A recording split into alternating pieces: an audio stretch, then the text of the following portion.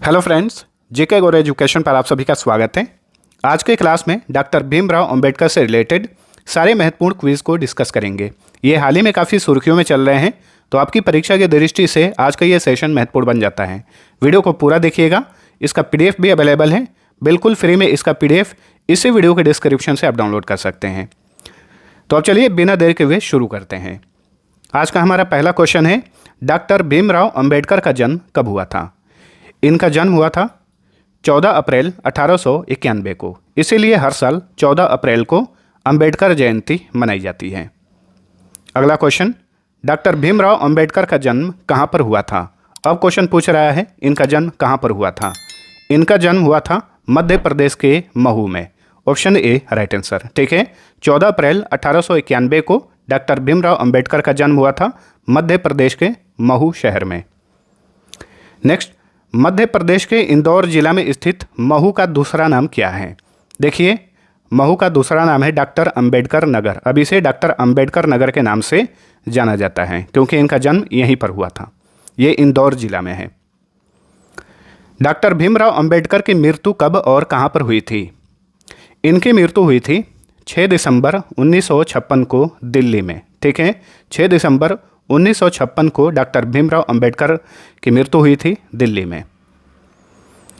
Doctor Ambedkar की मृत्यु की तिथि को किस रूप में मनाया जाता है? महापरिनिर्वाण दिवस के रूप में मनाया जाता है। ठीक है, हर साल 6 दिसंबर को महापरिनिर्वाण दिवस मनाया जाता है। क्यों? क्योंकि इसी दिन डॉक्टर भीमराव अंबेडकर की मृत्यु हुई थी। डॉक्टर भीमराव अंबेडकर को सर्वप्रथम किसने बाबा साहेब कहकर संबोधित किया था?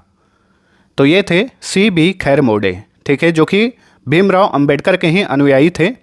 इन्होंने ही सबसे पहले 1927 में भीमराव अंबेडकर को बाबा साहेब बोलकर संबोधित किया था। ठीक है, तब से भीमराव अंबेडकर को बाबा साहेब भी कहा जाता है। नेक्स्ट, डॉक्टर भीमराव अंबेडकर ने अपने जीवन के अंतिम समय में कौन सा धर्म अपना लिया था? इन्होंने अंतिम समय में बौद्ध धर्म अपनाया। ठीक है, चलिए अगला क्वेश्चन, डॉक्टर अंबेडकर ने हिंदू धर्म में व्याप्त कुरीतियों और छुआछूत की प्रथा से तंग आकर किस वर्ष बौद्ध धर्म को अपनाया? किस वर्ष? 1956 में। ठीक है, अपने मृत्यु के समय में इन्होंने हिंदू धर्म छोड़कर बौद्ध धर्म अपना लिया था। तो option A right answer. Next, doctor Bhimrao Ambedkar ने अपने लगभग 3,60,000 से अधिक हिंदू अनुयायियों के साथ किस स्थान पर बौद्ध धर्म को अपनाया? तो देखिए, अकेले इन्होंने ही नहीं बल्कि इनके 3.5 लाख से अधिक 3,60,000 से अधिक अनुयायियों के साथ इन्होंने हिंदू धर्म छोड़कर बौद्ध धर्म को अपना लिया था। किस स्थान पर? नागपुर में, महाराष्ट्र के नागपुर में। तो ऑप्शन बी राइट आंसर। ठीक है, डॉक्टर भीमराव अंबेडकर पेशे से क्या थे? तो ये विधिवेता थे, वकील थे, अर्थशास्त्री थे, राजनीतिज्ञ भी थे, उपर्युक्त सभी। ठीक है, सन 1954 में किस स्थान पर भीमराव अंबेडकर को जगदिक बौद्ध धर्म परिषद में बौद्ध भिक्षुओं ने बोधिसत्व की उपाधि से सम्मानित किया था? किस स्थान पर? नेपाल की राजधानी काठमांडू में इन्हें बोधिसत्व की उपाधि से सम्मानित किया था बौद्ध भिक्षुओं ने। तो ऑप्शन सी राइट आंसर। अब देखिए, आप सभी के लिए क्विज है, हर साल अंबेडकर जयंती किस दिन मनाई जाती है? इसका आंसर आप सभी लोग नीचे कमेंट करके बताइए। जिनका आंसर सही होगा उन्हें मैं हार्ट दे दूंगा, इससे पता चलेगा किसका आंसर सही है। चलिए अगला क्वेश्चन, डॉक्टर भीमराव अंबेडकर की समाधि स्थल का क्या नाम है? इनकी समाधि स्थल का नाम है Chaitya Bhoomi. Option B right answer. Option A number पे शक्ति स्थल है, इंदिरा गांधी की ये समाधि स्थल है दिल्ली में। शांति वन जो है ये जवाहरलाल नेहरू की समाधि स्थल का नाम है। वीर भूमि ये राजीव गांधी के समाधि स्थल का नाम है। तो ये भी क्वेश्चन पूछा जाता है, सभी इंपॉर्टेंट बताए हुए याद रखिएगा। और डॉक्टर भीमराव अंबेडकर की समाधि स्थल का नाम है चैत्य भूमि। नेक्स्ट, डॉक्टर अंबेडकर की समाधि स्थल चैत्य भूमि कहाँ पर है? Very important question. चैत्य भूमि ये मुंबई में है। ठीक है, देखिए, इनका निधन दिल्ली में हुआ था लेकिन इनका अंतिम संस्कार किया गया मुंबई में। ठीक है, तो मुंबई में ही इनका समाधि स्थल है जिसका नाम है चैत्य भूमि। डॉक्टर भीमराव अंबेडकर स्वतंत्र भारत के प्रथम डैश मंत्री थे। कौन से मंत्री थे? ये स्वतंत्र भारत के प्रथम कानून मंत्री थे। तो ऑप्शन सी राइट आंसर है। ठीक है, 1947 में ये भारत के कानून मंत्री बने। 1951 में इन्होंने इस्तीफा भी दे दिया था। ठीक है, हिंदू कोड बिल था एक, उसी के विरोध में इन्होंने इस्तीफा दिया था। डॉक्टर भीमराव अंबेडकर को डैश के रूप में जाना जाता है, तो इन्हें भारतीय संविधान का जनक यानी भारतीय संविधान का पिता कहा जाता है डॉक्टर भीमराव अंबेडकर को। अगला क्वेश्चन, डॉक्टर भीमराव अंबेडकर भारतीय संविधान सभा में निम्न में से किस समिति के अध्यक्ष थे? तो ये ड्राफ्टिंग कमेटी यानी मसौदा समिति के अध्यक्ष थे।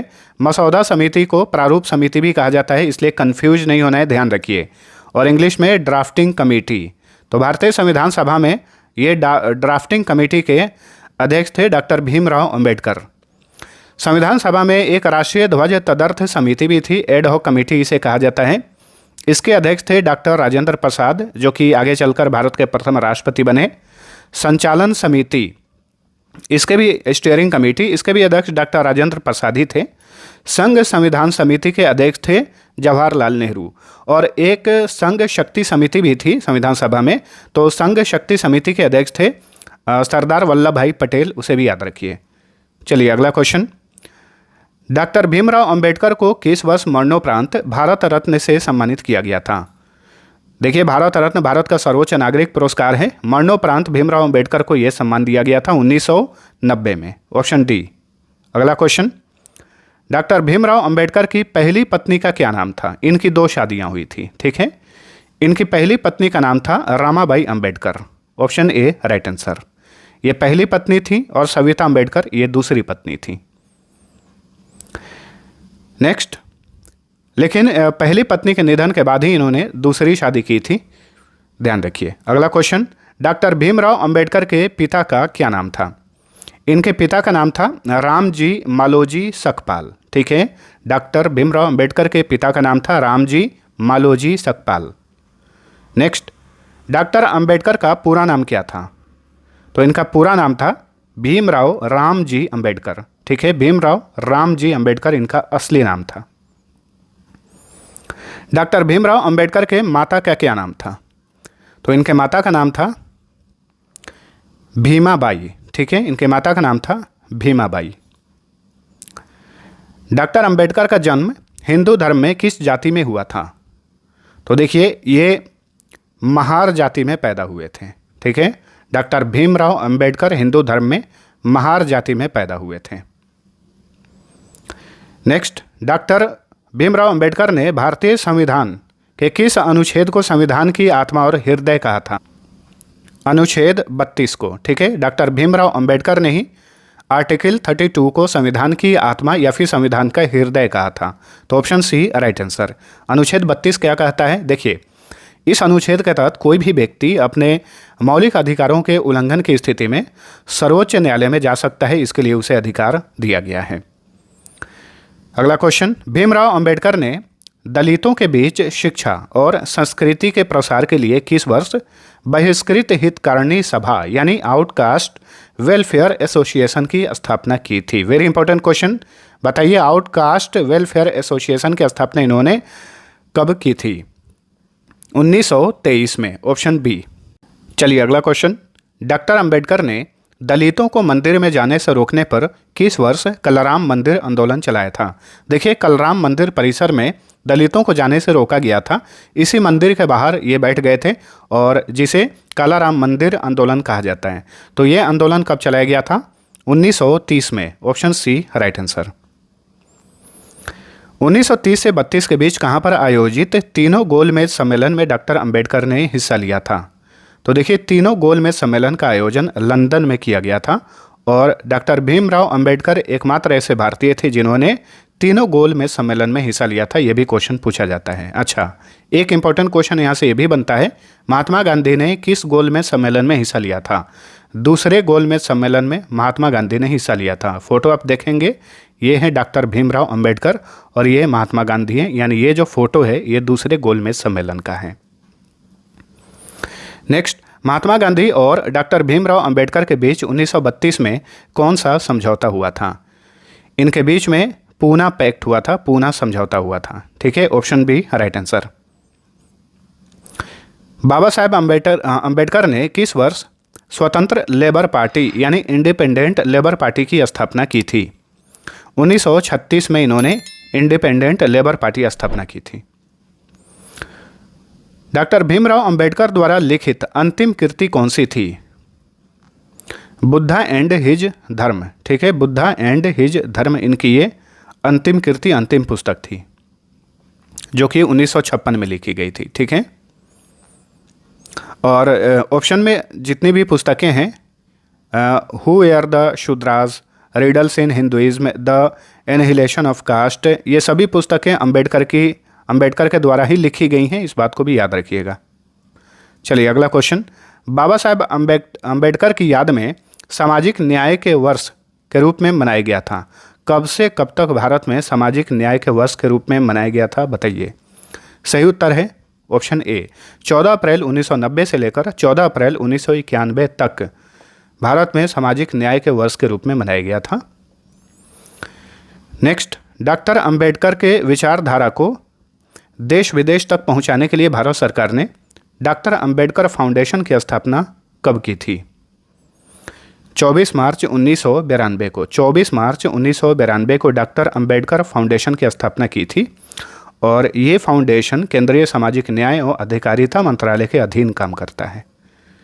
नेक्स्ट, डॉक्टर भीमराव अंबेडकर ने मूक नायक नामक पत्रिका की स्थापना कब की थी? 1920 में। मूक नायक जो पत्रिका थी, इसकी स्थापना 1920 में की गई थी। मूक नायक पत्रिका के संपादक कौन थे? इसके एडिटर कौन थे, संपादक कौन थे? तो ये थे पांडुरंग नंदराम भटकर। देखिए, इस पत्रिका की स्थापना अंबेडकर ने की, लेकिन इसके संपादक थे Pandurang Nandram Bhatkar. The untouchables, who were they and why they become untouchables नामक पुस्तक किसने लिखी है? इस पुस्तक के लेखक हैं डॉक्टर भीमराव अंबेडकर। नेक्स्ट, बुद्धा और कार्ल मार्क्स नामक पुस्तक किसने लिखी है? इसके भी लेखक हैं भीमराव अंबेडकर। ठीक है, बुद्धा और कार्ल मार्क्स पुस्तक के लेखक हैं भीमराव अंबेडकर। निम्न में से कौन सा कथन डॉक्टर अंबेडकर के बारे में सही नहीं है? ठीक है, क्या पूछा है? सही नहीं है। चलिए जानते हैं। भीमराव लगभग 15 वर्ष के थे तो उनकी शादी 9 साल की लड़की रामाबाई से करा दी गई थी, ये तो सही है। भारतीय रिजर्व बैंक अंबेडकर के विचारों पर आधारित था, जो उन्होंने हिल्टन यंग कमीशन को प्रस्तुत किए थे, ये भी सही है। वे स्वतंत्र भारत के प्रथम विधि एवं न्याय मंत्री थे, ये भी सही है। उन्होंने 1965 में बौद्ध धर्म अपना लिया था, ये गलत है। इन्होंने 1956 में बौद्ध धर्म को अपनाया था। ठीक है, तो इस क्वेश्चन का राइट आंसर होगा option number D. Doctor Ambedkar के पिता रामजी मालोजी सकपाल किस राज्य के मूल निवासी थे? इनके पिता महाराष्ट्र के मूल निवासी थे, लेकिन भीमराव अंबेडकर का जन्म हुआ था मध्य प्रदेश के महू में। डॉक्टर अंबेडकर के पिता सूबेदार रामजी मालोजी सकपाल किस संत के अनुयायी थे? ये कबीर दास के अनुयायी थे, भीमराव अंबेडकर के पिता रामजी मालोजी सकपाल। डॉक्टर अंबेडकर ने दलित वर्गों की स्थिति को उजागर करने के लिए बहिष्कृत भारत नामक समाचार पत्र कब शुरू किया था? 1927 में भीमराव अंबेडकर ने बहिष्कृत भारत नामक एक समाचार पत्र शुरू किया था। अगला क्वेश्चन, डॉक्टर अंबेडकर के नेतृत्व में महाराष्ट्र के रायगढ़ में महाड सत्याग्रह अथवा चौदार तालाब सत्याग्रह कब हुआ था? ये हुआ था 1927 में। ठीक है, एक्चुअल में अछूत समुदाय को महाराष्ट्र के महाड शहर में जो चौदार तालाब था, उससे पानी लेने का अधिकार छीन लिया गया था। उन्हें उस तालाब से पानी नहीं दिया जा रहा था अछूत समुदाय को। तो यही अधिकार दिलाने के लिए भीमराव अंबेडकर ने जो वहाँ पर सत्याग्रह चलाया, उसे महाड सत्याग्रह या फिर चौदार तालाब सत्याग्रह के नाम से जाना जाता है, जो कि चलाया गया था 1927 में। डॉक्टर अंबेडकर को किस वर्ष भारत के गवर्नर जनरल की कार्यकारी परिषद में श्रम सदस्य के रूप में नियुक्त किया गया था? 1942 में। अगला क्वेश्चन, डॉक्टर भीमराव अंबेडकर को 1946 में किस प्रांत से संविधान सभा के लिए चुना गया था? बंगाल प्रांत से इन्हें संविधान सभा में चुना गया था 1946 में। डॉक्टर भीमराव अंबेडकर ने निम्न में से किस पत्रिका की शुरुआत नहीं की थी? बताइए, इनमें से कौन सी पत्रिका इन्होंने शुरू नहीं की थी? बहिष्कृत भारत 1927 में इन्होंने ही शुरू की। समता पत्रिका की शुरुआत 1929 में अंबेडकर ने ही शुरू की थी। जनता पत्रिका की शुरुआत 1930 में अंबेडकर ने ही शुरू की। हरिजन पत्रिका जो है इन्होंने नहीं बल्कि महात्मा गांधी ने शुरू की थी। ठीक है, याद रखिएगा। हरिजन पत्रिका की शुरुआत 1933 में महात्मा गांधी ने शुरू की थी और इसके संपादक भी महात्मा गांधी ही थे। नेक्स्ट, डॉक्टर अंबेडकर ने शेड्यूल कास्ट फेडरेशन की स्थापना कब की थी? 1942 में इन्होंने शेड्यूल कास्ट फेडरेशन यानी अनुसूचित जाति संघ की स्थापना की थी। अगला क्वेश्चन, डॉक्टर अंबेडकर ने बहिष्कृत हितकारिणी सभा की स्थापना कब की थी? 1923 में बहिष्कृत हितकारिणी सभा की स्थापना इन्होंने 1923 में की थी। अगला क्वेश्चन, निम्न में से कौन सी पुस्तक भीमराव अंबेडकर ने नहीं लिखी है? बताइए। द डिस्कवरी ऑफ इंडिया, देखिए ये पुस्तक इन्होंने नहीं लिखी है, ये पुस्तक जवाहरलाल नेहरू ने लिखी है। बाकी बुद्ध एंड हिज धम्म अंबेडकर द्वारा लिखी गई है। The rise and fall of Hindu women Ambedkar ने लिखी है। एनिहिलेशन ऑफ कास्ट इन्होंने लिखी है। और द डिस्कवरी ऑफ इंडिया। ठीक है, तो इस क्वेश्चन का राइट आंसर है ऑप्शन नंबर ए। चलिए अगला क्वेश्चन, निम्न में से कौन सा कथन पूना पैक्ट के बारे में सही नहीं है? क्या है? सही नहीं है। चलिए जानते हैं। पूना पैक्ट 24 सितंबर 1934 को हुआ था। गलत, 1932 को हुआ था। पूना पैक्ट 24 सितंबर 1932 को हुआ था। और पूना पैक्ट के बारे में और चीज़ें जानिए। पूना पैक्ट महात्मा गांधी और डॉक्टर अंबेडकर के बीच में हुआ था। ठीक है, सही है। पूना पैक्ट में दलितों के लिए अलग निर्वाचन और 2 वोट, निर्वाचन मंडल और 2 वोट का अधिकार खत्म हो गया था। सही है। पूना पैक्ट के बाद दलितों के लिए आरक्षित सीटों की संख्या प्रांतीय विधानमंडलों में 71 से बढ़ाकर 147 और केंद्रीय विधायिका में कुल सीटों की 18% कर दी गई थी। तो ये सारे सही हैं, ऑप्शन ए गलत है। यानी इस क्वेश्चन का राइट आंसर है ऑप्शन नंबर ए। चलिए अगला question, the problem of the rupee, its origin and it's solution नामक पुस्तक किसने लिखी है? इस पुस्तक के लेखक हैं doctor Bhimrao Ambedkar. Option D right answer. ठीक है, तो दोस्तों आज का ये सेशन हमारा यहीं पर समाप्त होता है। भीमराव अंबेडकर इस टॉपिक से हमने जितने भी महत्वपूर्ण प्रश्न बन सकते थे सारे को हमने लिया था। आप सभी को वीडियो पसंद आया है तो लाइक और शेयर जरूर करना। और ये आप सभी के लिए क्विज था, हर साल अंबेडकर जयंती किस दिन मनाई जाती है? इसका आंसर आप सभी लोग नीचे कमेंट करके बताइए। अब चलिए मिलते हैं अगले वीडियो में, तब तक के लिए टेक केयर।